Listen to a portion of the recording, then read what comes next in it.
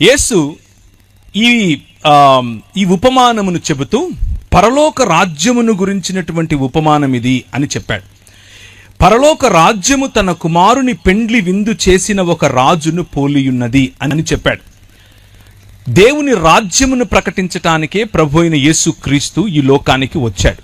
మనం ఏ విధంగా ఈ ప్రపంచాన్ని విడిచి ఇంకొక లోకానికి వెళ్ళిపోవాలి అన్న ఫార్ములా ఇవ్వటం కోసం వచ్చాడు అని చెప్పటం మతం మాత్రమే. కానీ మత ప్రాతిపదిక నుంచి కొద్దిగా పైకి లేచి దేవుని రాజ్యం అన్నటువంటి ప్రాతిపదికలో దేవుని వాక్యాన్ని గనక అర్థం చేసుకుంటే చాలా సులువుగా, అరటిపండు ఒలిచి నోట పెట్టినట్లుగా చాలా సులువుగా, సరళంగా మనకు అర్థమవుతుంది. దేవుని వాక్యాన్ని దానికి ఉన్నటువంటి సందర్భం, దానికి ఉన్నటువంటి ప్రాధాన్యత, ఏ విషయములను వాక్యం ఎన్నుకొని చెప్పదలుచుకుందో ఆ విషయములను అధ్యయనం చేయటం ద్వారా మనం దేవుని హృదయానికి దగ్గరగా, ఆయన చెప్పాలనుకున్నటువంటి సందేశాన్ని దగ్గరగా అర్థం చేసుకునేందుకు అవకాశం ఉంటుంది.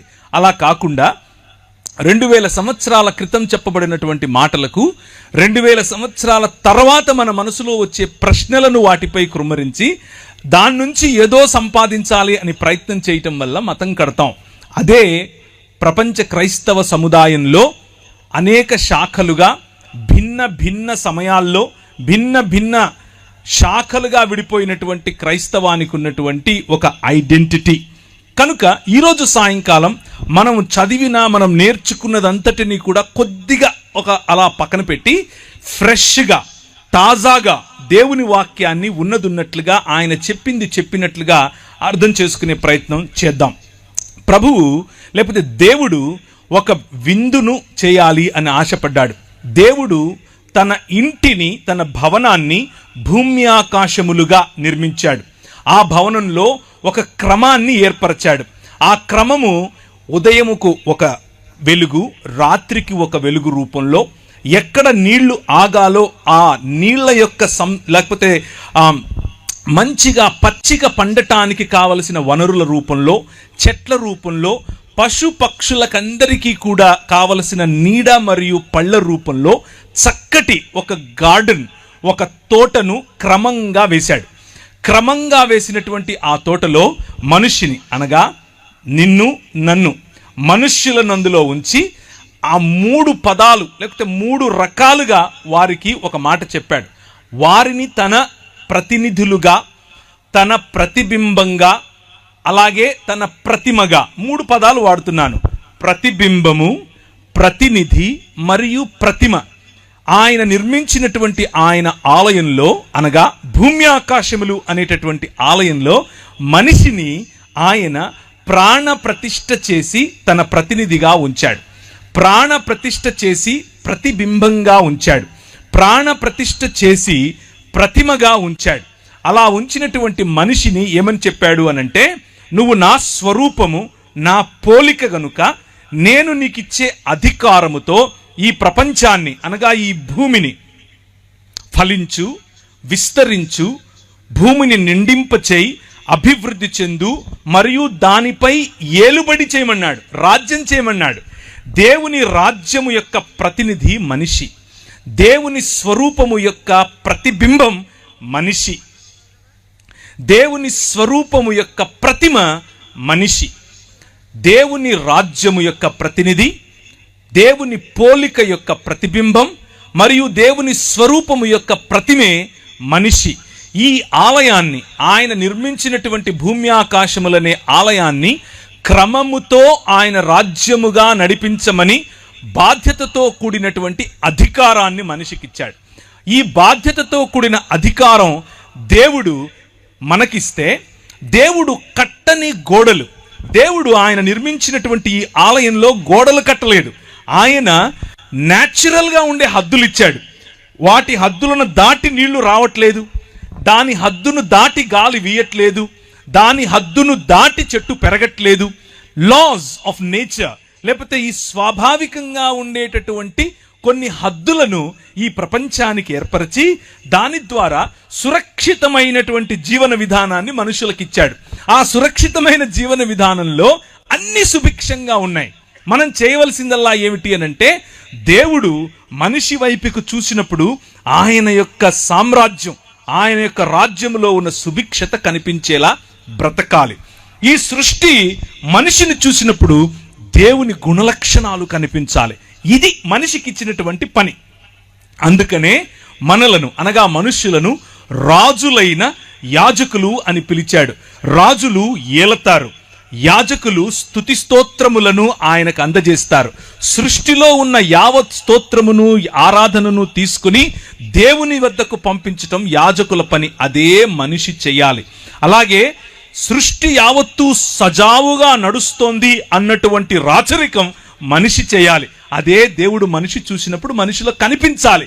ఇది దేవుడు మనిషికి ఇచ్చినటువంటి ఆయన రాజ్యభారం, ఆయన భుజములకు, మన భుజములకు ఇచ్చినటువంటి ఆయన పౌరసత్వం, ఆయన రాజ్యములో ఉన్న పౌరసత్వం. అయితే మనిషి దేవుణ్ణి తిరస్కరించాడు.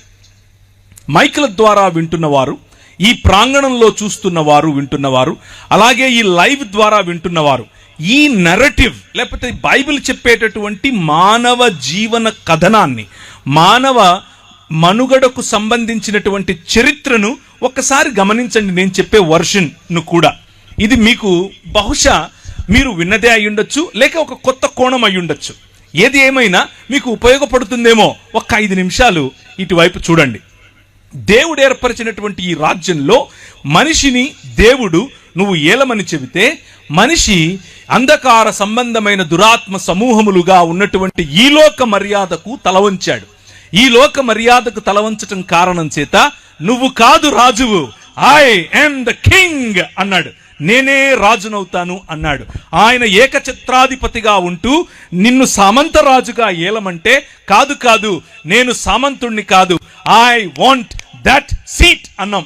నాకు నువ్వు కూర్చున్న సింహాసనం కావాలి అనగా దేవునికి సమానత్వాన్ని మనం కోరుకున్నాం. అలా కోరుకున్న మరుక్షణం అటు పూర్తిగా మనిషిగా బ్రతకలేకపోయాం, ఇటు దేవుడు కాలేకపోయాం. అదే ఈరోజు మనిషి ఉన్నటువంటి స్థితి. ఆ స్థితినే పతన స్థితి అని పిలుస్తారు. దీనినే మూల పాపము అని కూడా పిలుస్తారు. బైబిల్ గ్రంథంలో దీన్నే ఒరిజినల్ సిన్ అని అన్నాం, మూల పాపము. ఈ పాపము కారణంగా ఈ లోకంలోనికి గచ్చ పొదలను ఆహ్వానించాం. ఈ పాపము కారణంగా ఈ లోకములోనికి బాధను ఆహ్వానించాం. ఈ దేవుణ్ణి తృణీకరించటం కారణంగా ఈ లోకంలోనికి మనిషికి మధ్య ఉన్న సంబంధాలలో మనం చేదును ఆహ్వానించాం. దేవునితో సంబంధాన్ని కోల్పోయిన కారణం చేత జంతువులు మన మీద తిరగబడ్డాయి, సృష్టి మన మీద తిరగబడింది, గాలి మన మీద తిరగబడింది, నీరు మన మీద తిరగబడింది, భూమి మన మీద తిరగబడింది. మనము అధికారం చేయాల్సినటువంటి ఈ ప్రపంచం మనపై అధికారం చేయటం మొదలుపెట్టింది. కారణం ఏమిటి అనంటే, అంధకార సంబంధమైన దురాత్మ సమూహములకు మనము కొమ్ము కాసేట్లుగా నిర్ణయం తీసుకున్నాం. ప్రభు అన్నాడు, రాజ్యము నాది. మనం అన్నాం, కాదు, నీది కాదు, రాజ్యం నాది అని అన్నాం. దాని పర్యవసానం మనుష్యుల మధ్యలో మనిషికి పొసగకపోవటం. అత్తకు కోడలకు పడదు, అమ్మకు కూతురుకు పడదు, నాన్నకు టీనేజ్ బాయ్కి పడదు. మనం ఏదో ఒక విధంగా సాటి మనిషిని, మన పొరుగువాడిని, మన ఇంట్లో ఉన్న మన బయట ఉన్న, మన సమాజానికి చెందిన మన సమాజానికి చెందకపోయినా ఏదో ఒక రకంగా పొరుగువాడిని మనం దూరం పెట్టడమే నేర్చుకున్నాం. Man rejected the order. దేవుడు ఏర్పరిచినటువంటి క్రమాన్ని విస్మరించినటువంటి, క్రమాన్ని వ్యతిరేకించినటువంటి మనిషి క్రమం కోల్పోయిన కారణం చేత అక్రమస్తుడయ్యాడు. అక్రమములో బ్రతకటం నేర్చుకున్నాడు. దాని కారణంగానే సోదరుణ్ణి చంపాడు. దాని కారణంగానే పొరుగువాడి భార్యను తెచ్చుకున్నాడు. ఇలా జరుగుతూ ఉన్న క్రమంలో మనిషి సాటి మనిషి నుంచి రక్షణ కోసం, సాటి జంతువు నుంచి రక్షణ కోసం, ఈ సృష్టి నుంచి రక్షణ కోసం గోడలు కట్టుకోవటం మొదలుపెట్టాడు. దాన్నే పట్టణములు అంటారు, నగరాలు అని అంటారు. నేను హైదరాబాద్ నగరంలో ఉంటాను, హైదరాబాద్ పట్టణంలో ఉంటాను. మీరు ఏ విధంగా అయితే రాజమండ్రి పట్టణంలో ఉంటారు. ఈ రాజమండ్రి పట్టణం ఈ రోజుకు ఒకవేళ శాటిలైట్ సిటీ అంతా రాలేదని మీరు అనుకుంటున్నారా? వచ్చేసింది, ఎలాగో మీకు కూడా తెలుసు, బోర్డ్స్ కూడా కనిపిస్తూ ఉన్నాయి కదా. నగరాల్లో ఏమేమి ఉంటుంది అని అంటే ఎత్తైన ఇళ్ళుంటాయి. ఒకటే అపార్ట్మెంట్లో ఒక 600 ఇళ్ళుంటాయి. ఒకటే అపార్ట్మెంట్లో ఒక లిఫ్ట్ ఉంటుంది, పొడుగు పైకి వెళ్ళిపోద్ది. లిఫ్ట్లోకి ఎక్కుతాం, కానీ పక్కనుడు ఎవడో మనకు తెలియదు. వాడిని చూస్తే తల కిందించుకోవటం, మాట్లాడడం, వాళ్ళెవడో తెలీదు, మనమేవడో తెలీదు. పిలిస్తే ఎక్కడ తొక్కుంటాడో అని భయం, మాట్లాడితే ఎక్కడ అంటుకుంటాడో అని భయం. మా పక్కింటోడి పేరు నాకు తెలియదు, ఎదురింటోడి పేరు తెలియదు. వాళ్ళు బయట బోర్డులు పెట్టుంటారు వాళ్ళ పేర్లు, అంతవరకు చదివి ఉంటాను. కానీ ఆ బోర్డు, ఆ మనిషి పేరు ఏదైతే ఉందో ఆ మనిషి నిజానికి ఎవరు అనేది మనకు తెలియదు. ఇదే మానవుడు నిర్మించుకున్నటువంటి నగరాలంటే ఇలాగుంటాయి. మనకు అనిపిస్తుంది మనలాంటి వాళ్ళు అనేకులు ఒక చోటుకు వచ్చారని, కానీ మనకంటే భిన్నంగా ఉన్న వాళ్ళు అంతకంటే ఎక్కువ మంది ఒకే చోటికి రావటం. అలా మనుష్యులు కేవలం నగరాలే కాదు, సంస్కృతులను నిర్మించుకున్నారు. కేవలం సంస్కృతులే కాదు, వారు నాగరికతలను నిర్మించుకున్నారు. నాగరికతలను నిర్మించుకుని రండి మనం ఎక్కిపోదాం అనుకుని దేవుని కంటే దేవుడు చేసే పరిపాలన ఏంటి మేము చేయలేమా అన్నట్లుగా వాళ్ళు ఇమారత్తులు కట్టడం, మినారెట్లు కట్టడం మొదలెట్టారు. బబులోను అనే నగరం దానికే సాదృశ్యం. నిమ్రోదు సమయంలో కట్టిన బాబేలు గోపురం దానికే సాదృశ్యం. మనుష్యులొక్కటై దేవుణ్ణి ఛాలెంజ్ చేయటమే ఈ లోక మర్యాద. మనుష్యులొక్కటై దేవుని ఎదుట నిలబడి రండి వారి కట్లు విప్పుదుము అని భూరాజులు తమలో తాము మాట్లాడుకుంటున్నారు. చూసారా? 2వ అధ్యాయం కీర్తనల గ్రంథం, దాని సారం ఇదే. మనిషి దేవుని యొక్క సన్నిధిని తృణీకరించటం, దాని కారణం చేత మనిషి అలా మనిషిగా బ్రతకలేకపోవటం, దేవుడు ఎలాగూ కాలేకపోయాడు. ఇదే మనిషికి ఉన్నటువంటి సమస్య. దేవుణ్ణి తిరస్కరించటం కారణం చేత హీ సాట్ ఫర్ సేఫ్టీ. ఆయన సంరక్షణ కోసం వెదికాడు. ఆ సంరక్షణలో పొరుగువాణ్ణి కోల్పోయాడు. ఆ సంరక్షణలో బంధాలు కోల్పోయాడు. ఆ సంరక్షణలో నాది నాది నాది అనుకొని కొంతమందిని పోగేసుకుని ఒక కులంగా మారాడు. నాది నాది నాది అని పోగేసుకుని అందులో నుంచి ఒక ఉపకులంగా మారాడు. నాది నాది అని పోగేసుకుని మతాలు కట్టాడు. నాది నాది అని పోగేసుకుని మతాలు, కులాలు, ఉపకులాలు, అలాగే తెగలు, ఫలానా భాషకు చెందిన అంటూ అందరూ ఒక చోటికొచ్చి నగర నిర్మాణం అని అనుకుంటున్నారు. నిర్మాణం మంచిదే, దేవుని వాక్యం చెబుతుంది నిర్మాణం మంచిది, డెవలప్మెంట్ ఈజ్ గుడ్, వికాసం మంచిది. కానీ వీరు చేసిన నిర్మాణం ఎలాంటిది అనంటే ఒకసారి చూద్దాం. ఇర్మియా గ్రంథం 23వ అధ్యాయం 13, 14 వచనాలు. ఇర్మియా గ్రంథం 23వ అధ్యాయం 13, 14 వచనాలు. నిర్మాణములు మంచివే, కానీ నిర్మాణముల వెనుక దాక్కొని ఉన్నటువంటి అంధకార సంబంధమైన దురాత్మ సమూహముల యొక్క ఆలోచన విధానం, భావజాలం ఏమిటి అనేది చూడండి. షోమ్రోను ప్రవక్తలు అవివేక క్రియలు చేయగా చూచితిని. వారు బయలు పేరట ప్రవచనము చెప్పిన జనమైన ఇశ్రాయేలును త్రోవ తప్పించిరి. యెరూషలేము ప్రవక్తలు ఘోరమైన క్రియలు చేయగా నేను చూచితిని. వారు వ్యభిచారులు, అసత్యవర్తనులు, ఎవడునూ తన దుర్మార్గత నుండి మరలా దుర్మార్గుల చేతులను బలపరుస్తూ ఉన్నారు. వారందరూ నా దృష్టికి సొదొమ వలె అయిపోయారు, దాని నివాసులు గొమొర్రా వలె అయిపోయారు. కాబట్టి సైన్యములకు అధిపతియగు యెహోవా ఈ ప్రవక్తలను గూర్చి సెలవిచ్చున్నదేమనగా, యెరూషలేము ప్రవక్తల అపవిత్రత దేశమంతటా వ్యాపించెను. కాబట్టి తినుటకు మాచిపత్రియు, త్రాగుటకు చేదు నీళ్లు వారికి నేను ఇస్తాను. ఈ నగరముల వెనుక, ఈ నిర్మాణముల వెనుక, ఈ సొదొమ వెనుక, ఈ గొమొర్రా వెనుక ప్రయాణం చేసే వారిని పరిపాలించే వారిని ఈ మార్గముల గుండా తీసుకుని వెళ్ళే భావజాలం ఒకటి ఉంది. ఆ భావజాలం ఏమిటి? యెహెజ్కేలు గ్రంథం 14వ అధ్యాయం 49, 50 వచనాలు. నీ చెల్లెళ్ళైన సొదొమ చేసిన దోషమేదనగా, చాలా మంది ఈ అబ్రహాము సమయంలో, అబ్రహాము ఒక సామాన్యమైనటువంటి ఊరు అనే పెద్ద పట్టణంలో ఉండేవాడు. ఊరు అనేది ఆ రోజుల్లో చిన్న ఊరు కాదు, ఒక పట్టణం. ఆ పట్టణం మెసొపొటేమియా ప్రాంతానికి కేంద్రం. మెసొపొటేమియా అనేది ఆ రోజుల్లో ఈరోజు అమెరికా ఎలాంటిదో అలాంటిది. ఆ రోజుల్లో ఊరు అనంటే ఈరోజు అమెరికాలో ఉన్న వాషింగ్టన్ లాంటిది, లేకపోతే న్యూయార్క్ లాంటిది, లేకపోతే లాస్ ఏంజలస్ లాంటిది. అలాంటి దేశంలో, అలాంటి పట్టణంలో ఉన్నటువంటి అబ్రహామును దేవుడు అన్నాడు, come out of it, I am the king అని పిలిచాడు. నువ్వు ఏదైతే చూస్తున్నావో ఈ మనుషులు నిర్మించుకున్నటువంటి ఈ నాగరికత అది కాదు. నేను నీ ద్వారా ఒక రాజ్యం కడతాను, నీ ద్వారా ఈ ప్రపంచాన్ని ఆశీర్వదిస్తాను, కమ్ అని పిలిస్తే ఆయన అన్నాడు సరే వచ్చేస్తానని చెప్పి మొత్తం ఆయన బయలుదేరి వచ్చేసాడు. ఆయన వచ్చేస్తూ ఉంటే ఆయనతో పాటు ఇంకొక ఆయన వచ్చాడు. ఆయన పేరేంటి? లోతు మరియు అబ్రహాము కలిసి ప్రయాణం చేస్తున్నారు. వారు దేవుని కొరకు, దేవుని పిలుపు మేరకు వారి సొంత స్వజాతిని విడిచారు, వారి సొంత ఇళ్లను విడిచారు, వారి సంస్కృతిని విడిచారు. దేవుడు వారి నగరాన్ని విడిచారు, వారి నిర్మాణాలను విడిచారు.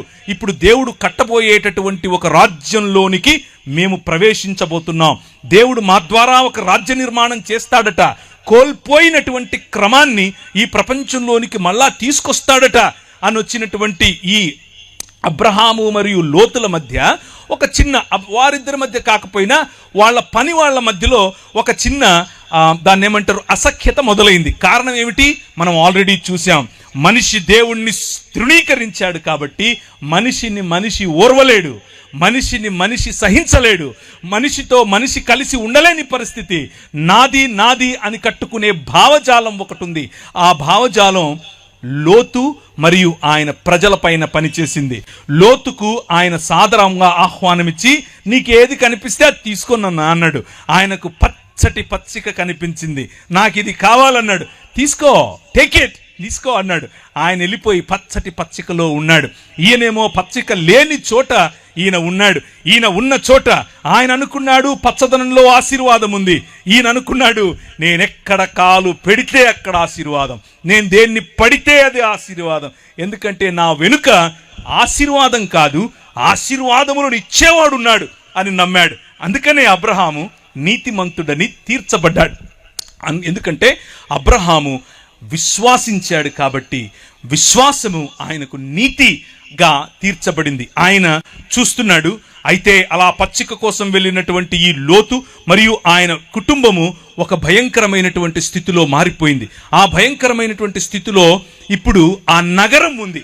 ఏ నగరంలోనికైతే ఈయన దాని హంగుభంగులను చూసి, దాని ఆకర్షణను చూసి, దాని ఎత్తైన గోడలను చూసి, దానికి ఉన్నటువంటి సంరక్షణ అనేటటువంటి ద్వారములను చూసి, గవినులను చూసి ఆకర్షితుడై, ఇక్కడ మనకు మూన్ లైట్ డిన్నర్ ఉంటుంది, ఇక్కడ మనకు దాన్ని ఏమంటారు కంట్రీ చికెన్ దొరుకుతుంది, ఇక్కడ మనకు ఆర్గానిక్ ఫుడ్ దొరుకుతుంది అని ఏ నగరం వైపుకైతే పరిగెట్టాడో ఆ నగరం ఇప్పుడు ఏమైందంటే ఆ నగరం ఈయనను చంపాలని చూస్తోంది.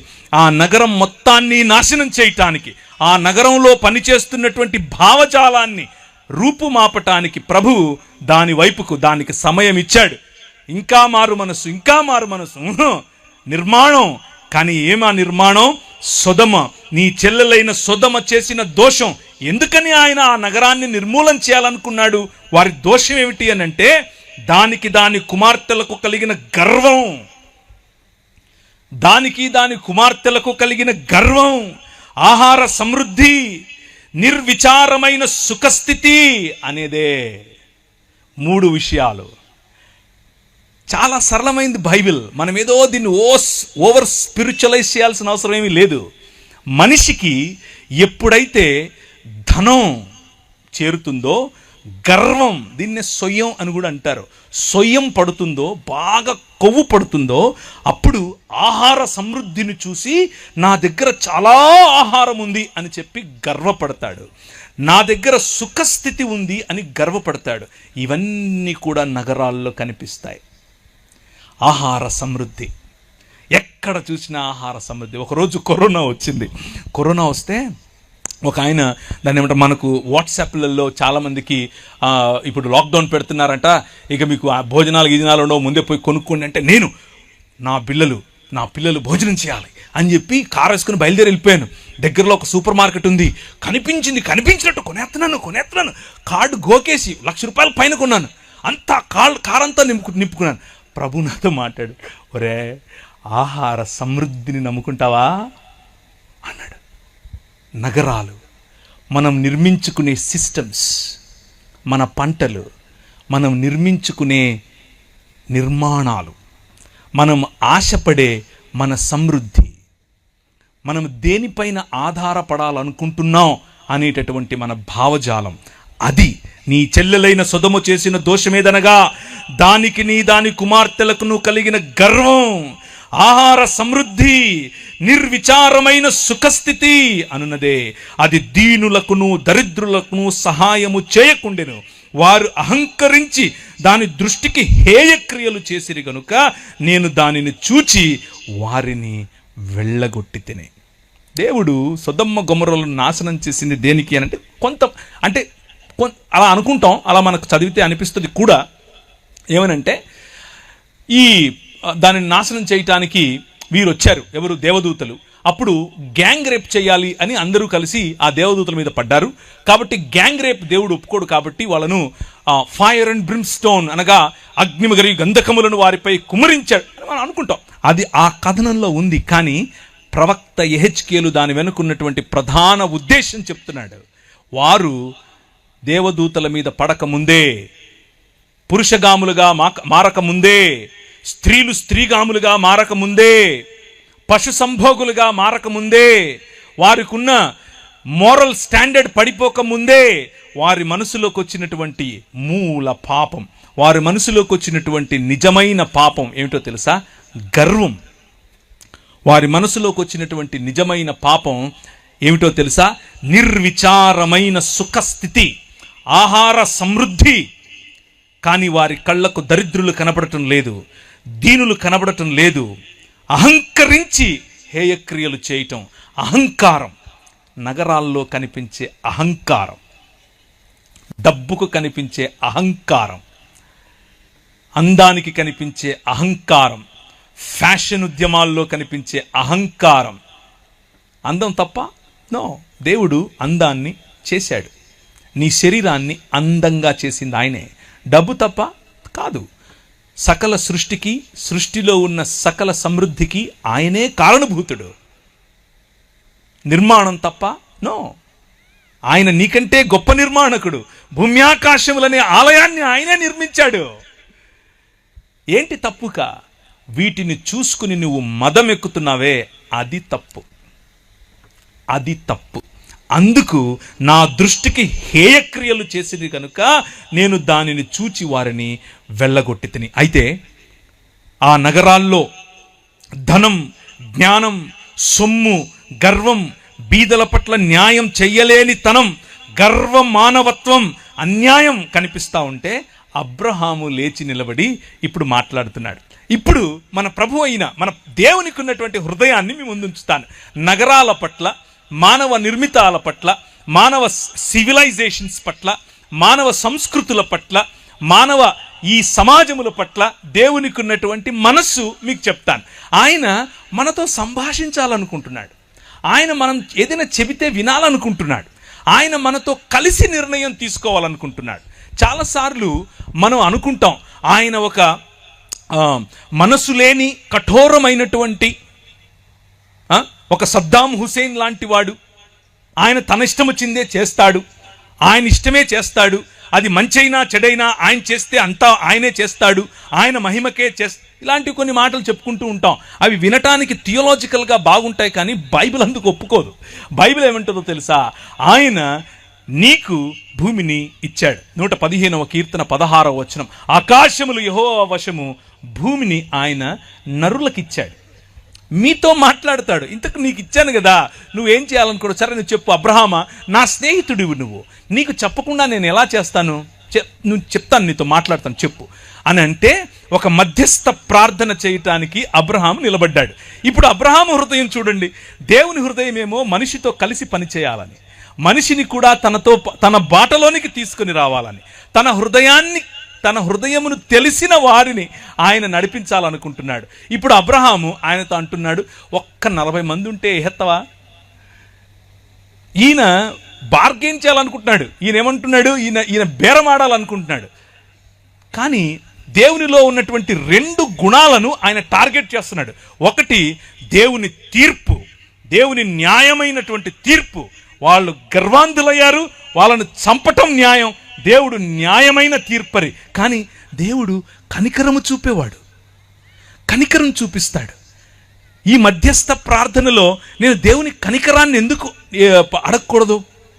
ఒక్క 40 మంది ఉంటే వదిలేస్తావుగా, ఒక్క 30 మంది ఉంటే వదిలేస్తావుగా, ఒక్క 20 మంది ఉంటే వదిలేస్తావుగా, ఒక్క 10 మంది అని చెప్పి ఆగిపోయాడు అక్కడ.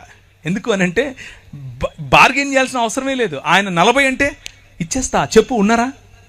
30 తీసుకో, నో ప్రాబ్లం. 10 నో ప్రాబ్లం, నేను చంపను అని అంటే ఇక ఈయన గమ్మునైపోయాడు. ఎందుకంటే ఆయనకు అర్థమైపోయింది, నేను ఆయన హృదయంలో నుంచి కరుణను లోడుకొని తీసుకోవాల్సిన అవసరం ఏమీ లేదు. ఆయన కరుణామయుడు. చేతులెత్తి హల్లెలూయా చెప్పండి. మన ప్రభువు మన నగరాలను, మన ప్రభువు మన సంస్కృతిని, మన ప్రభువు ఈ మానవ సమాజాలను ప్రేమిస్తున్నాడు. అయితే ఎలా చూసి ప్రేమించాలనుకుంటున్నాడంటే, కనీసం కొంతమంది చేసిన పాపం, కొంతమందికి వచ్చినటువంటి గర్వం, కొంతమందికి వచ్చినటువంటి అహం కారణంగా నగరాన్ని నాశనం చేయటం ఎంత సులువో, ఎంత నిజమో, ఎంత న్యాయమో, కొంతమందికి ఉన్నటువంటి తగ్గింపు, కొంతమందికి ఉన్నటువంటి నిజమైన మానవత, కొంతమందికి ఉన్నటువంటి కరుణ, కొంతమందికి ఉన్నటువంటి తన పొరుగు వారిని ప్రేమించే ఆలోచన ఉంటే ఆయన క్షమించటానికి, నీ నగరాన్ని క్షమించటానికి, నేనున్న నగరాన్ని క్షమించటానికి, ఆ ఛత్తీస్గఢ్ను క్షమించటానికి ఆయన సిద్ధమే. అందరం లేచి నిలబడదామా? అందరం లేచి నిలబడండి. కెమెరా నా వైపు కాదు, వారి వైపుకు తిప్పండి. కెమెరా నా వైపుకు కాదు, ఆయన వైపుకు వారి వైపుకు తిప్పండి. రాజ్యం ఎవరిది? ఆయనది. రాజ్యం ఎవరిది? ఆయనది. మళ్ళీ చెప్పండి, రాజ్యం ఎవరిది? గట్టిగా చెప్పండి, రాజ్యం ఎవరిది? రాజ్యం ఛత్తీస్గఢ్లో ఎవరిది? నాకు వినపడలేదు. ఛత్తీస్గఢ్లో రాజ్యం ఎవరిది? యెహోవాయే రాజు. He is the king. గట్టిగా చెప్పండి, ఆయనే రాజు. నీ చెల్లెళ్ళైన సొదమ చేసిన దోషమేదనగా, దానికి దాని కుమార్తెలకు కలిగిన గర్వమును, ఆహార సమృద్ధి. నీ దగ్గర పంటలు ఎక్కువ పండుతున్నాయి అనుకుంటున్నావా? నువ్వు ఏ రాజ్యం అయితే నాకేంటి, నువ్వు ఏ రాజైతే నాకేంటి, నువ్వు ఏ నగరం అయితే నాకేంటి, ఏ రాష్ట్రం అయితే నాకేంటి, అది ఛత్తీస్గఢ్ అయినా, ఆంధ్రప్రదేశ్ అయినా, తెలంగాణ అయినా, భారతదేశమైనా, అమెరికా అయినా సరే, ఏమైతే ఆహార సమృద్ధి, గర్వం, నిర్విచారమైన సుఖస్థితి అనేది గనక నీ తలకెక్కుంటే, ప్రభు అంటున్నాడు, నా దృష్టికి హేయ క్రియలు చేశావు కాబట్టి నిన్ను వెళ్ళగొడతాను. పరలోక ప్రార్థన చెప్తారా? పరలోకమందున్న మా తండ్రి,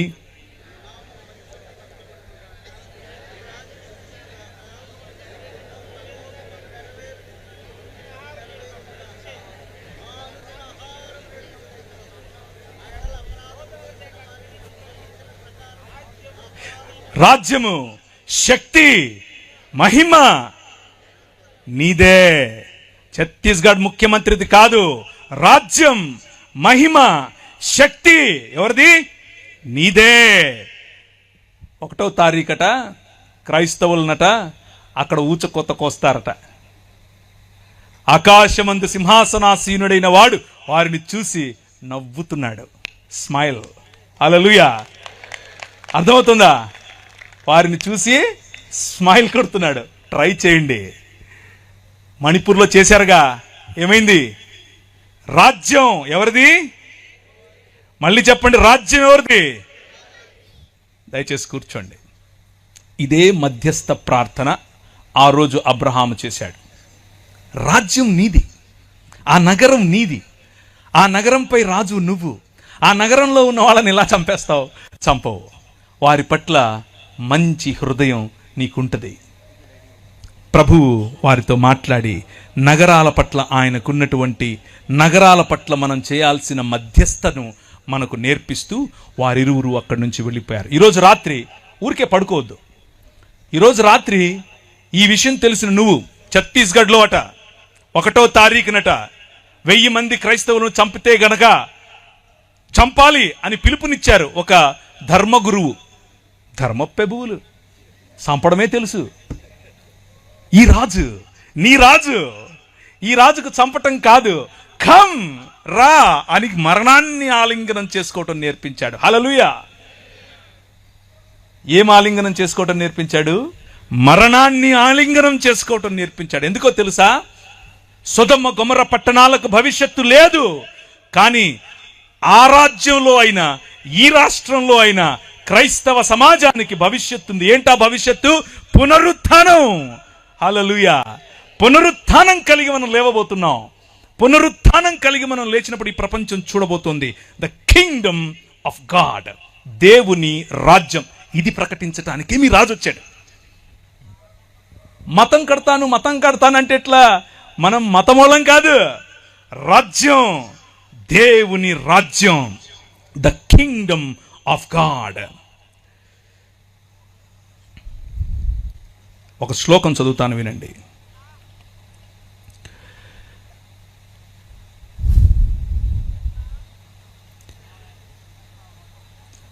అస్మాకం ప్రభు పరమేశ్వర ఏక ఏవ యూయం సర్వంతఃకరణై సర్వప్రాణై సర్వచిత్తై సర్వశక్తిభిశ్చ తస్మిన్ ప్రభో పరమేశ్వరే ప్రియధ్వం.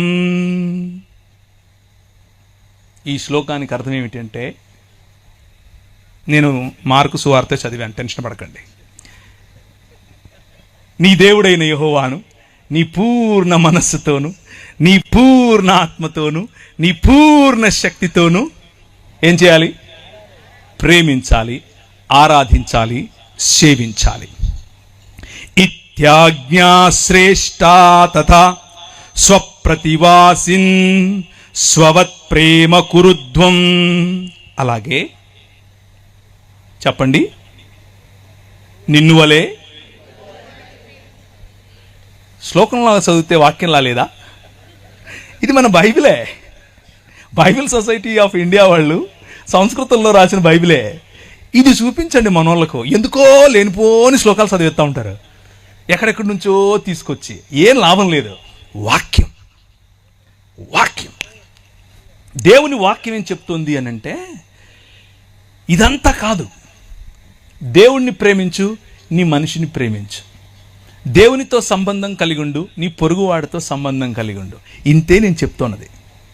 నువ్వేదో మతం కట్టక్కర్లా, నువ్వు క్రైస్తవ మతం అస్సలు కట్టక్కర్లా. యోహాను చెరపట్టబడిన తరువాత యేసు ఈశుర్గాలీల్ ప్రదేశమాగత్య ఈశ్వర రాజ్యస్య సుసంవాదం ప్రచారయాన్. ఆయన యోహాను చెరపట్టబడినప్పుడు గలిలయ ప్రాంతములోనికి వచ్చి దేవుని రాజ్యమును ప్రకటించుచుండెను. కథయామాస కాల సంపూర్ణ ఈశ్వర రాజ్యైచ్చ సమీపమాగతం అతో హేతోర్యూయం మనాంసి వ్యావర్తయద్వం సుసంవాదే చ విశ్వాసిత. మీ మనసులను మార్చుకుని దేవుని రాజ్యము వైపుకు రండి అని ఆయన దేవుని రాజ్యమును ప్రకటించెను. శ్లోకంలో చెప్తే, అంటే శంఖంలో పోస్తే తప్ప నీళ్ళు తీర్థమవు టైప్లో అలా చెప్తే ఇప్పుడు మీకు అర్థమైందా? ఆయన వచ్చి చెప్పింది దేవుని రాజ్యం గురించి, క్రైస్తవ మతం గురించి కాదు, మనం కట్టుకున్న శాఖల గురించి కాదు.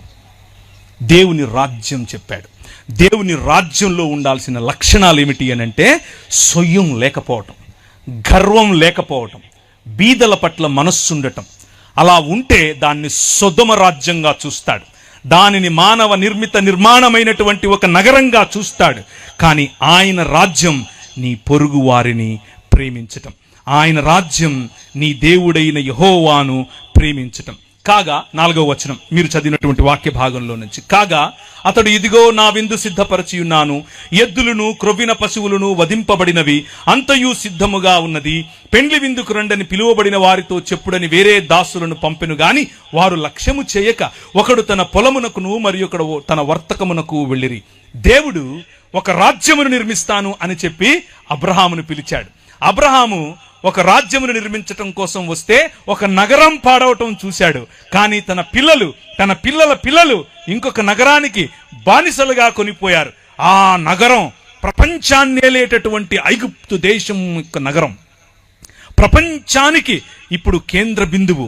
ఆ నగరంలో గొప్ప గొప్ప పిరమిడ్లు కడుతున్నారు. మా ఊర్లో ఏ విధంగా అయితే ఇప్పుడు కడుతున్నారో సేమ్ అలాగే అన్ని సంస్కృతులు ఇలాగే మొదలయ్యాయి, ఇలాగే హెచ్చయ్యాయి, అలాగే సర్వనాశనమయ్యాయి. భూమికి అంటుకున్న వాడే బతుకుంటాడు, పైకి వెళ్తాను అనేవాడు పైకే పోతాడు. భూమికి అంటుకోండి, బతుకుతారు. ఓ గొప్ప గొప్ప పిరమిడ్లు కట్టేస్తున్నారు. ప్రభు అన్నాడు, ఏమయ్యా నాకు అహం, వీళ్ళు దాసులు, వీళ్ళ మీద ఇంకా పని పెట్టండి, అన్నమేయకండి అని అన్నాడు. అవునా, సొదొమ గొమొర్రాలకు ఏం చేశాను నీకు తెలీదా? అదే చేస్తానన్నాడు 5 సార్లు. లెట్ మై పీపుల్ గో, నువ్వు అలా చేయటానికి వీల్లేదు, నా ప్రజలను పంపించు. ఇశ్రాయేలు ప్రజలపైన నువ్వు అలా ప్రతాపం చూపించడం కరెక్ట్ కాదు, వాళ్ళపైన అంత శ్రమ మంచిది కాదు, పంపించు అనంటే అన్నాడు. 5వ సారి తర్వాత నేను పంపిస్తాను బాబోయ్ అంటే కూడా నీ హృదయాన్ని నువ్వు చూస్తావు. ఇప్పుడు నీ కొమ్ములు ఎలా ఇరుగుతాయో నువ్వు చూస్తావు, నీ నోటి పళ్ళు ఎలా రాలుతాయో నువ్వు చూస్తావు. నువ్వు నీ కళ్ళ ముందు నా పసిబిడ్డను, నేను కన్న నా కుమారుణ్ణి, నా జ్యేష్ఠపుత్రుని నేను తీసుకెళ్ళిపోతా, గద్దరెక్కల మీద మోసుకుని తీసుకెళ్ళిపోతా. ఇందులో దేవుని గుణలక్షణం మీకేం కనిపిస్తుందో? మీరు మీ ఇంట్లో పనిచేసే వ్యక్తి పైన ప్రతాపం చూపిస్తే దేవుడు తన బిడ్డను ఎలా తనేమంటారు గద్దరెక్కల మీద మోసుకుని వెళ్ళాలో మోసుకెళ్తాడు. మీ జీవితం ఫరోలాగా కుప్ప కూలుతుంది. మీ పొలంలో పనిచేసేవాడి మీద మీరు చూపించే ఈ దాన్ని ఏమంటారు మేకపోతు గాంభీర్యం మీ బతుకును నాశనం చేస్తుంది. మీరు పనిచేసే చోట మీ సహ ఉద్యోగి పట్ల మీరు చూపించేటటువంటి అన్యాయం మీకు పట్టిన కొవ్వు కరిగిస్తుంది. మీ సహ దైవ దాసుల పట్ల మీకు లేని గౌరవం, మీ సంఘంలో మీరు దేవుడు మిమ్మల్ని నాయకులుగా చేశాడు కనుక, పాస్టర్లుగా చేశాడు, ఏమనుకోకుండా అన్న, నెక్స్ట్ టైం పిలవకపోయినా పనులా చెప్పేదే. మీరు పాస్టర్లు అయినంత మాత్రాన సమాజంలో ఉన్న వారిని, సంఘంలోకి వచ్చే వారిని, వారి మీద అజమాయిషీ చేస్తే ఫరోకు పట్టిన గతే. ఎందుకంటే మన దేవుడు, ఆయన హృదయం ఎక్కడ నలిగిపోయే ప్రజలుంటారో, ఎక్కడ అదిమి వేయబడిన ప్రజలుంటారో, ఎవరి పైనైతే మీరు ఇంకా ఎక్కువ భారం పెడతారో అక్కడికి గద్ద తన పిల్లలను తన్నుకొని పోయినట్లు వచ్చి తన్నుకుపోతాడు. మన మూతి పళ్ళు రాలుతాయి, మన కొమ్ములు ఇరుస్తాయి. 10 రకాలైన దేవీ దేవతలను చూసుకుని నువ్వు ఎచ్చుకుపోతున్నావు కదా, నీ ఎచ్చులు ఎలా ఇంచాలో నాకు తెలుసు అని చెప్పి 10 రకాలైనటువంటి తెగుళ్ల ద్వారా వాడి నోరు మూశాడు. రాజ్య నిర్మాణం రా బయటికి అని అన్నాడు. ఎడారి గుండా తీసుకెళ్లి సముద్రాన్ని దాటించి 40 సంవత్సరాలు వారి కొవ్వు, వారి మదం ఇరిచి అణిచి ఒక రాజ్యం కట్టాడు. నేనే నీకు కింగ్ అని చెబితే వాళ్ళు అన్నారు, వద్దులయ్యా మాకు నువ్వు కనపడటం లేదు కానీ మాకు ఇంకొక రాజు కావాలి, నువ్వు కనపడతలేవు అన్నారు. ఏంటి మీకు ఇంకో రాజు కావాలా? అదే ఇక్కడ చెప్తున్నాడు యేసు ప్రభు ఈ ఉపమానంలో. కాగా అతడు ఇదిగో నా విందు సిద్ధపరిచి ఉన్నాను, ఎద్దులను క్రొవ్విన పశువులను వధింపబడినవి అంతయు సిద్ధముగా ఉన్నది, పెండ్లి విందుకు రండని పిలిచాడు. ఎవరిని పిలిచాడు? మొదట ఇశ్రాయేలును. అయితే వారితో చెప్పుడని వేరే దాసులను పంపెను గాని వారు లక్ష్యము చేయక ఒకడు తన పొలమునకు మరి ఒకడు తన వర్తకమునకు ఎవడి పట్ల వాడు దేవుణ్ణి తిరస్కరించి వారి పనులకు వెళ్ళిపోయారు. ప్రభు అన్నాడు, తక్కిన వారు అనగా ఎవరైతే ఈ పనులు ఈ వర్తకాలు కాకుండా మతం పట్టారో, సంఖలో బైబిల్ ఎట్టేసుకుని ఓ నేను లేవీయుణ్ణి, ఓ నేను యాజకుణ్ణి అని వీళ్ళేం చేశారు? పంపినటువంటి దాసులను మొదట మోషే తరువాత అహరోను, ఆ తరువాత ఆయన పిల్లలు, యాజకులు మొదలైన వారు ప్రవక్తల రూపంలో వచ్చి చెప్పినటువంటి మాట, అన్యాయం వద్దు, అన్యాయం వద్దు. ఏం తీసుకొచ్చి నేను యెహోవాను దర్శించాలి, నేను ఏం తీసుకొచ్చి యెహోవాను దర్శించాలి? ఆ బయలేమో మా పంటలు అడుగుతున్నాడు, మేము పంటలు తీసుకొచ్చి ఇవ్వాలనా? ఆ కియ్యు దేవతేమో తైలం అడుగుతోంది, వేలాది నదులంతా విస్తార తైలం ఇచ్చేయాలనా? ఆ నక్షత్ర దేవతేమో మొలెకు దేవుడేమో మా కొడుకులను అడుగుతున్నాడు, నా గర్భఫలమైన జ్యేష్ఠపుత్రుడిని నీకు ఇచ్చేయాలనా? అరే, మళ్ళీ మతం కట్టేశారు. నేను పెండ్లికి రండిరా బాబు, వచ్చి కూర్చొని భోంచేయండిరా అంటే ఏం చేస్తున్నారు?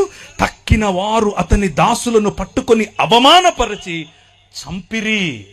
దేవుని రాజ్యమును గురించి చెప్తున్నటువంటి ఉపమానం ఇది.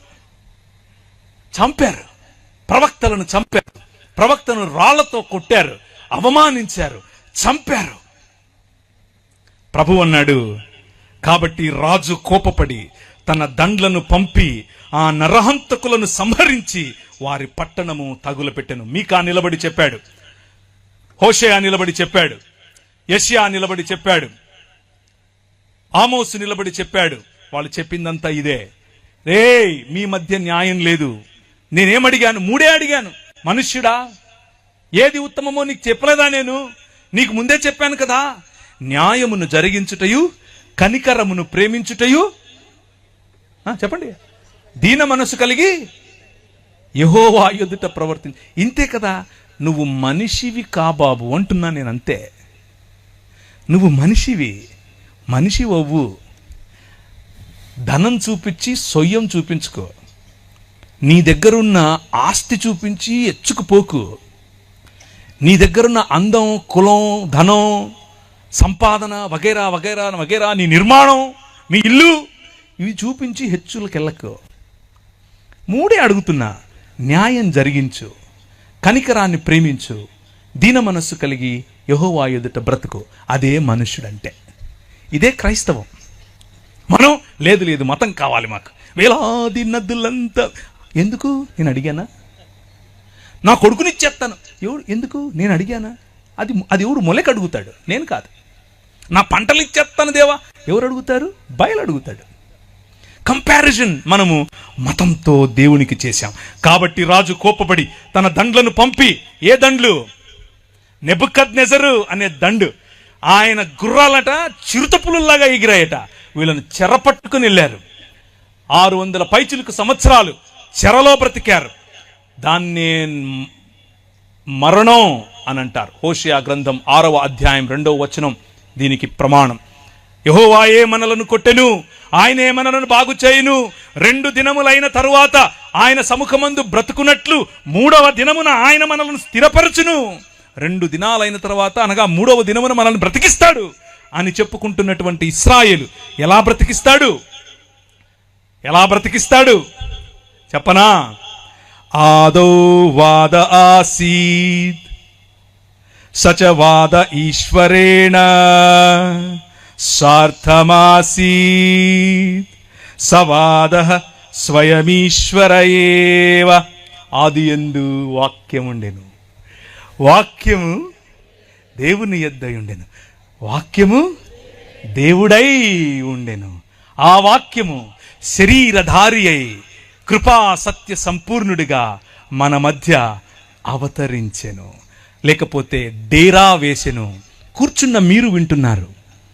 గర్వము, పొగరు, ధనం వగైరా వగైరాల యొక్క నిర్మాణముతో దేవునికి దూరమైన మానవ సమాజాన్ని తిరిగి మానవ సమాజముగా మార్చటం కోసం గలిలయ ప్రాంతంలో నిలబడి దేవుని రాజ్యం వచ్చేసింది అని చెప్పింది ఇంకెవరో కాదు, స్వయంగా దేవుడే.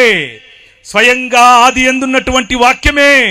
ఏ వాక్యమైతే దేవుని వద్ద ఉండేనో ఆ వాక్యమే, ఏ వాక్యమైతే దేవుడై ఉండేనో ఆ వాక్యమే, ఏ వాక్యమైతే కలిగి ఉన్నదేదియు ఆయన లేకుండా కలుగలేదు అని చెప్పారో ఆ రాజు మన మధ్యకు వచ్చేశాడు. ఆయన పురాతన కాలం మొదలుకొని శాశ్వత కాలము తన ప్రత్యక్షతలు చూపిస్తూ వస్తూ ఉన్నాడు. ఆ రాజును చివరికి మన వద్దకు పంపాడు.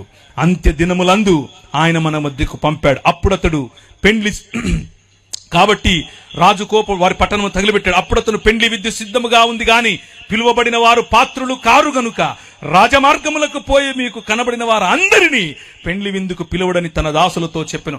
This is what commissioning of gospel is. ఈ దేవుని రాజ్యం ఇప్పుడు ఇశ్రాయేలుకు మాత్రమే కాదు, అబ్రహాము యొక్క పిల్లలైన నా పైన విశ్వాసముంచు ప్రతి ఒక్కరిది పిలవండి అని అన్నారు. అపోస్తలులకు పరిశుద్ధాత్మను మీరు పొందుకుంటారు.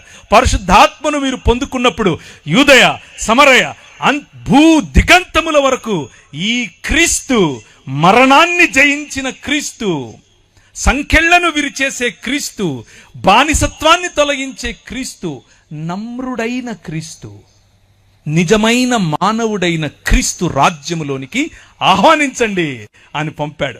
సాక్షులుగా పిలవండి అని పంపాడు. అదే సువార్త. ఇంతై మహాపర్వతమై శాటిలైట్ సిటీలో పడింది. హల్లెలూయా. శాటిలైట్ సిటీలో పడితే జనాలు చూస్తున్నారు, ఏంటిది? ఈ రాజ్యం కనిపించినట్లుంటది. ఈ రాజ్యం ఉంటది, కానీ ఎక్కడుందో తెలీదు, ఎలా దాన్ని అరికట్టాలో తెలీదు, మంటలైనా ఆర్పాలో తెలీదు. ప్రభుత్వాలు ట్రై చేశాయి, చేతకాల. రాజ్యాలు ట్రై చేశాయి, చేతకాల. కొందరైతే రాజ్యాలు ట్రై చేసి ఇది కాదని చెప్పి మనలోనే దూరిపోయారు. అదే ఈ రాజ్యం. ఆవగింజంతే, కానీ మహావృక్షం అవుతుంది. ఇంత రాయే, కానీ మహాపర్వతం అవుతుంది. ఒక్క మనిషే, కానీ తన శరీరాన్ని నాటి మళ్ళీ జీవము గల శరీరముగా పైకి తీస్తే జీవాన్ని మరణాన్ని ఒకే శరీరంలో కట్టగల రాజ్యం ఇది. ఆ రాజ్యం వచ్చేసింది, ఆ రాజ్యం నడుస్తోంది. ఆ దాసులు రాజమార్గమునకు పోయి చెడ్డవారినేమి మంచివారినేమి తమకు కనబడిన వారందరినీ పోగు చేసిరి గనుక విందుకు వచ్చిన వారితో ఆ పెండ్లిశాల నిండిపోయెను. ఛత్తీస్గఢ్లో 1000 మందిని వేస్తామంటే భయపడేదా ఈ రాజ్యం? ప్రపంచమంతా విస్తరించిన రాజ్యం. హల్లెలూయా. ప్రపంచమంతా, నువ్వు వెళ్ళిన దేశం, నువ్వు వెళ్ళిన ప్రతి ఊరిలో విస్తరించిన రాజ్యం. ఎక్కడెక్కడ నాపుతావు నువ్వు? నెత్తికి నామాలు ఎట్టుకుని పిలిచేయగానే కత్తులెట్టుకొని చంపేస్తానే అయిపోద్దా? ఇది కాదు. ఇలా మీరు ఎప్పుడో చేస్తారని ఎప్పుడో చెప్పాడు మన ప్రభు. ఎప్పుడో 2000 సంవత్సరాల క్రితమే చెప్పాడు. కానీ భయం కాదు. మరణాన్ని కౌగిలించుకునే సమాజం క్రైస్తవ సమాజం. క్రైస్తవ సమాజం వైలెన్స్కు వెళ్ళే సమాజం కాదు. వీటన్నిటిని చూపించి మీ పిల్లలకి నేర్పించాల్సింది ఏంటో తెలుసా? వాళ్ళు వస్తున్నారు, మనం ఎత్తేసుకుందాం కాదు, ప్రేమించండి. అదే ప్రభు చెప్తున్నాడు. అయితే ఇలా చెప్తూ ఉన్న క్రమంలోనే ఆయన ఒకరికి దేవుని రాజ్యం ఇలా ఉంటుంది అంటే ఈ పాస్టర్ గారు ఒక ఆయన లేవీయుడు, లేకపోతే దాన్ని ఏమంటారు, మత ఛాందసవాది లేచి నిలబడి అడిగాడు, చెప్పేవులే కానీ ఇంతకు ఏంటి అన్నిటికంటే గొప్ప వాజ్ఞ ఏంటి అని అంటే, నేను ఇంతకుముందు చదివానే, అది చదివాడు. మరి నువ్వు చెప్పావుగా అయిపోయింది కానంటే, కాదు ఇంతకు నా పొరుగోడెవడు అని అడిగాడు. నా పొరుగోడెవడు? ఛత్తీస్గఢ్ నా పొరుగువాడేనా? మా ఊర్లో ఉన్నవాడే నా పొరుగువాడు కాదు, మా ఇంటి పక్కనోడే నా పొరుగువాడు కాదు. నగరాలు మాకు అవే నేర్పాయి, మరి మేము కట్టుకున్న నిర్మాణాలు అవే నేర్పాయి. మనుష్యుడు సృష్టించుకున్న సంకల్పం, మనుష్యుడు సృష్టించుకున్న సిస్టమ్స్, మనుష్యుడు సృష్టించుకున్న వ్యవస్థలు మనిషికి దూరం చేస్తాయి. ఇంత బైబిల్ తెలిసిన వ్యక్తి ఏమడుగుతున్నాడు అనంటే, నాకు పొరుగువాడెవడు? ఒక గోడ కట్టేసుకుని ఇశ్రాయేలు వాడు మాత్రమే నా పొరుగువాడు అని అనుకుంటున్నాడు. లేకపోతే ఆ ఇశ్రాయేలీల్లో ఉన్నటువంటి పరిసయుడు మాత్రమే నాకు పొరుగువాడు అని ఈయన అనుకుంటున్నాడు. ప్రభు అన్నాడు, కాదు బాబు, ఒకడు నీలాంటివాడే వెళ్తూ ఉంటే అని బాగా చితకబాది పడేస్తే ఒక ఆయనేమో నీలాంటివాడే వెళ్ళాడు, తాకూడదు అని చెప్పి వెళ్ళిపోయాడు. ఇంకొక ఆయన వెళ్ళాడు, ఆయన కూడా మనకు సంబంధం లేదు అని వెళ్ళిపోయాడు. కానీ నువ్వు ఎవరినైతే దూరం పెట్టాలనుకుంటున్నావో, ఎవరైతే నువ్వు తాకకూడదు అనుకుంటున్నావో ఆ మనిషి చూశాడు, వచ్చి వాడి కట్లు కట్టి ఒక పెద్దమ్మ ఇంట్లో పెట్టి వాడికి కావలసిన భోజనం పెట్టమ్మా, మందులు ఇవ్వమ్మా, నేను మళ్ళీ వచ్చినప్పుడు నీకు ఏదైనా బాకీ ఉంటే తీరుస్తానులే అని చెప్పాడు. ఇప్పుడు చెప్పు, ఎవరు నీ పొరుగువాడు? యేసు ప్రభువు తన రాజ్యం యొక్క పరిధిని కేవలము ఇశ్రాయేలు కాదు, కేవలం నీ మతం కాదు, సర్వమానవాళి, సర్వమానవ ఏక శరీరం, ఒక్క శరీరంగా మనుషులందరినీ మార్చే ఉద్యమం. ఆ ఉద్యమాన్ని ఆయన తెరతీశాడు. ఆ ఉద్యమానికి తెరతీసే క్రమంలో కొన్ని గురుగులుంటాయి, కొన్ని గోధుమలుంటాయి. వింటున్నవారు ఆయన మొదలుపెట్టినటువంటి ఉద్యమమును గురించి ప్రకటించగా విన్నారు. ఇక్కడ ప్రాంగణంలో కూర్చున్నవారు, మైకుల ద్వారా వింటున్నవారు, లైవ్ ద్వారా చూస్తున్నవారు ఆ ఉద్యమంలో భాగమవ్వాలనుకుంటున్నారా? నిజమైన మనుష్యత వైపుకు, నిజమైన దేవుడు ఒప్పుకునే మనుష్య జీవన విధానం వైపుకు రావాలనుకుంటున్నారా? మీ ఎదురుగా నేను చూపించే ఒకే ఒక్క ఉదాహరణ ప్రభువైన యేసు క్రీస్తు. ఆయనలో పాపం, దోషం, బలహీనత కనిపించదు. భూమి ఆకాశములను సృజించిన వాడైనప్పటికీ సాధారణమైన మనిషిగా న్యాయమును జరిగించటానికి, కనికరమును ప్రేమించటానికి, దీన మనస్సు కలిగి యెహోవా ఎదుట జీవించటానికి మన ముందుకు సాధారణమైన మనిషిగా వచ్చాడు. ఆయనే ఏమని చెప్తున్నాడు అనంటే, అందరినీ పిలవండి, అందరినీ, కనబడే వారందరినీ పెండ్లి విందుకు పిలవండి. వాళ్ళు వెళ్ళి చెడ్డవారేమి మంచివారేమి తమకు కనబడిన వారందరినీ పోగు చేసిరి గనుక విందుకు వచ్చిన వారితో ఆ పెండ్లి శాల నిండెను. రాజు కూర్చున్న వారిని చూడ లోపలికి వచ్చి అక్కడ పెండ్లి వస్త్రము ధరించుకొనని ఒకరిని చూచి స్నేహితుడా అని పిలుస్తున్నాడు. ఇది రాజు పని, నీ పని కాదు. ఈరోజు క్రైస్తవుల్లో చాలామంది రాజులవ్వాలని చూస్తున్నారు. ఖబర్దార్, నువ్వు రాజువు కాదు, నువ్వు మనిషివి. నువ్వు సాధారణమైన మనిషివి. నువ్వు ప్రకటించినటువంటి నీ విశ్వాసంలోనికి, నువ్వు ప్రకటించినటువంటి నీ మత శాఖ పరిధిలోనికి ప్రజలు రాలేదని చెప్పి ఆ పెండ్లి దుస్తులేవి అని అడిగే హక్కు నీకు లేదు. నువ్వు పిలవాలి, అందరినీ పిలవాలి, నీ నగరం కోసం పిలవాలి, మధ్యస్థగా నిలబడి పిలవాలి, నీ శాటిలైట్ సిటీని పిలవాలి, రాజమండ్రిని పిలవాలి, హైదరాబాద్ను పిలవాలి, జంగారెడ్డిగూడెంను పిలవాలి, విశాఖపట్నంను పిలవాలి, అన్ని నగరాలను పిలవాలి. పిలవడమే నీ పని. వచ్చిన వారు దేవునికి అర్హులా కాదా చూసుకునేది ఆయన పని. ఆయన అడుగుతాడు. ఆయన వాళ్ళనే కాదు, నిన్ను కూడా అడుగుతాడు. ఏమేసుకున్నావు నువ్వు అని. ఓ అందరినీ పిలిచావు, మరి నీ వస్త్రాలేవి అని కూడా అడుగుతాడు. ఈ ఒక్క మాటను వినండి, నేను ముగిస్తాను. ఏ ఒక్కడూ లేడు, ఏ ఒక్కడూ లేడు. లిపిర్ యథాస్తే నైకోపి ధార్మికో జనః తథా జ్ఞానీశ్వర జ్ఞానీ మానవ కోపి నాస్తి. విమార్గగామినః సర్వే సర్వే దుష్కర్మకారిణః ఏకో జనోపినో తేషాం సాధుకర్మ కరోతి చ. రోమిలకు రాసిన పత్రిక 8 చదివాను. రోమిలకు రాసిన పత్రిక 8వ అధ్యాయం 3వ అధ్యాయం 10, 11, 12. ఏ ఒక్కడు లేడు, నీతిమంతుడు ఒక్కడు లేడు, నువ్వు కూడా కాదు.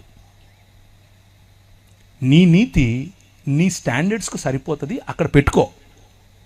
ప్రతి ఒక్కడిని వెళ్ళి ఆడి నీతి మార్చడం కోసం నువ్వు గొప్ప అని వారు తక్కువ అని చూపించే ప్రయత్నం చేయకు. అది మతం. రాజ్యం ఏం చెప్తుందో తెలుసా? కలుపు, పిలువు, స్త్రీల కోసం నిలబడు, పిల్లల కోసం నిలబడు, బలహీనుల కోసం నిలబడు, బడుగు బలహీన వర్గాల కోసం నిలబడు. మతం కోసం కాదు.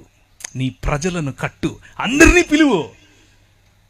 వాడి దగ్గర వస్త్రం ఉందా లేదా, వస్త్రం ఇవ్వడం కోసం ప్రయత్నం చేయి వీలైతే. పెద్దన్న వ్యవహారం వద్దు, తండ్రి వ్యవహారం. ఈ రాత్రి సువార్త చెప్పేవారికి రాజ్య సువార్త ఎలాగూ చెప్పాం. మనలో మనం నేర్చుకోవాల్సినటువంటి రాజ్య సువార్తకు సంబంధించిన విలువలు సాటి మనిషిని, సాటి విశ్వాసి అని మాత్రమే కాదు, సాటి మనిషిని గౌరవించటం, సాటి మనిషిని ప్రేమించటం. ఇదే దేవుని రాజ్యం. ఈ దేవుని రాజ్య స్థాపనలో మనందరము ఐక్యపడాలి, మనందరం కలిసికట్టుగా పనిచేయాలి. ప్రేమతో ఈ రాజ్యాన్ని కట్టాలి. ఎందుకు అనంటే రాజ్యం నీది. తర్వాత రాజ్యము ఇప్పుడేగా చెప్పారు. ఎందుకనగా రాజ్యం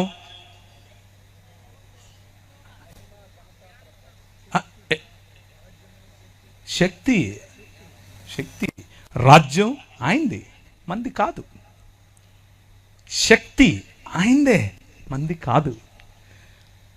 మరియు మహిమ, the glory of his story is or it belongs to him.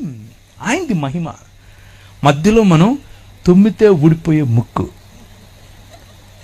వీలైతే ఆయనకు కోఆపరేట్ చేద్దాం, లేకపోతే ఆయన పీకినప్పుడు మనల్ని కూడా పీకుతాడు.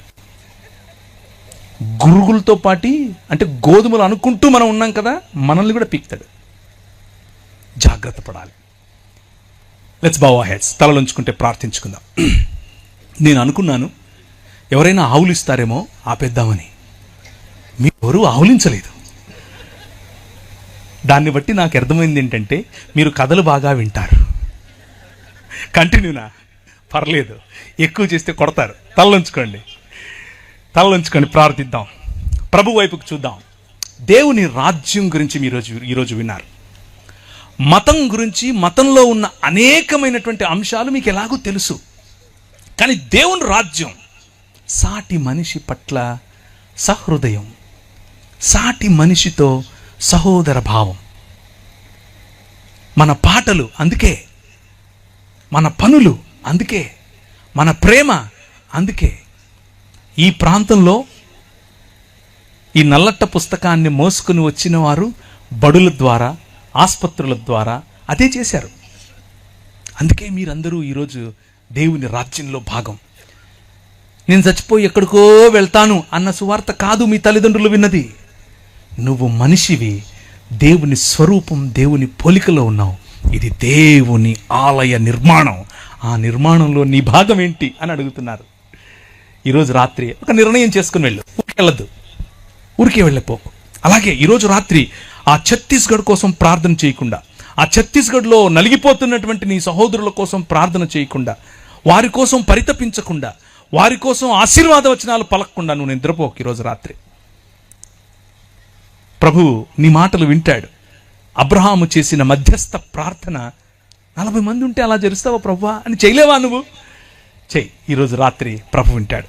కృపగలిగిన తండ్రి, మా మధ్యలోనికి నీ వాక్యము ద్వారా మమ్మను ప్రోత్సహించి, మమ్మను బలపరిచి, మాకు కావలసినటువంటి పోషణనిచ్చి, ప్రభువా ఈ రాత్రి ఏ ఒక్కరిని ఖాళీ చేతులతో పంపక, ఖాళీ హృదయంతో పంపక, నీ మనస్సు నెరిగిన, నీ రాజ్యమును అనుభవించే నగరములు కాదు, మా మానవ నిర్మిత నగరములు కాదు, ఒకరోజు నువ్వు నిర్మిస్తున్నటువంటి నగరం, పరిశుద్ధ పట్టణం, మేమెక్కడికో వెళ్ళేది కాదు, దిగి రాబోయే పరిశుద్ధ పట్టణం, ఆ నూతన యెరూషలేము కొరకు వేచి చూడటానికి మా ప్రయాణమని గమనించి, ఆ పరిశుద్ధ పట్టణములోనికి ప్రవేశించటానికి మమ్మును మేము, ఆ విందులోనికి పాల్గొనటానికి మమ్మును మేము సిద్ధపరచుకొనున్నట్లు, మా వస్త్రములను మేము శుభ్రపరచుకున్నట్లు సహాయం చేయమని ముందున్న కార్యక్రమమును మీ చేతులకు అప్పచెప్పుకుంటూ చిన్న ప్రార్థన